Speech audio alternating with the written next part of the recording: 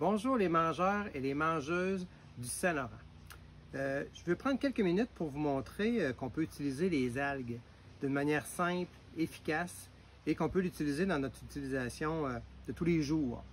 C'est pas nécessaire d'avoir des algues fraîches pour pouvoir utiliser les algues et surtout, pour ceux qui vous diront « tu ne me feras jamais manger d'algues », je pense qu'avec aujourd'hui, vous allez avoir tout ce qu'il vous faut.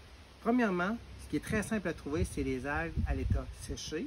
Souvent entières, si exemple on prend les algues de Stéphane Albert de Varec Forest, qu'on a ici en flocons, ou encore qu'on va retrouver à un océan de saveur de notre ami Antoine Nicolas en différents sachets, dans différentes variétés, ou encore dans des formes transformées comme ici qu'on a en sel d'algues qui est faite par Gérard Mattard au niveau des produits de Gaspésie sauvage. Bon, premièrement, des algues en flocons. Ici, c'est un mélange de flocons qu'on trouve assez facilement là, de notre ami Stéphane Albert, ou vous pouvez faire dans une composition de votre choix à votre goût. Ce qu'il faut savoir quand on fait des mélanges d'algues, c'est de penser aux différentes variétés qu'on veut utiliser et qu'est-ce qu'on veut faire avec.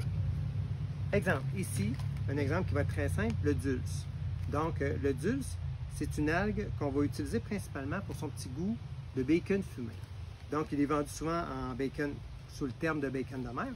Donc, pensez à l'utiliser dans des préparations plus pour des grillades, exemple dans vos quiches pour remplacer le bacon dans une quiche lorraine, etc.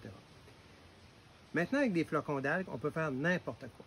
Donc, je vous donne des idées, puis après ça, laissez-vous aller, puis osez, ayez confiance.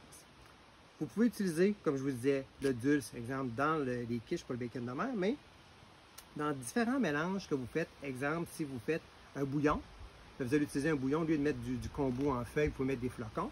Mais si vous voulez faire un mélange d'épices, vous faites un mélange d'épices pour grillade en mettant vos algues mélangées avec de la coriandre, votre poivre, votre sel concassé. Vous pouvez faire des mélanges à popcorn, comme on a fait ici, avec des graines de sésame, de la levure alimentaire.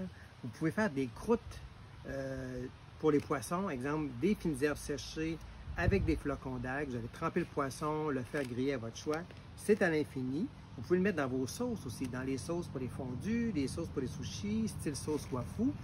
Donc, vous pouvez prendre ce que vous voulez comme algues, tout dépendant de vos goûts, tout dépendant de vos préparations. Maintenant, plus de raison de ne pas utiliser les algues et surtout, amusez-vous à prendre vos amis qui disent « vous ne me ferez jamais manger des algues ».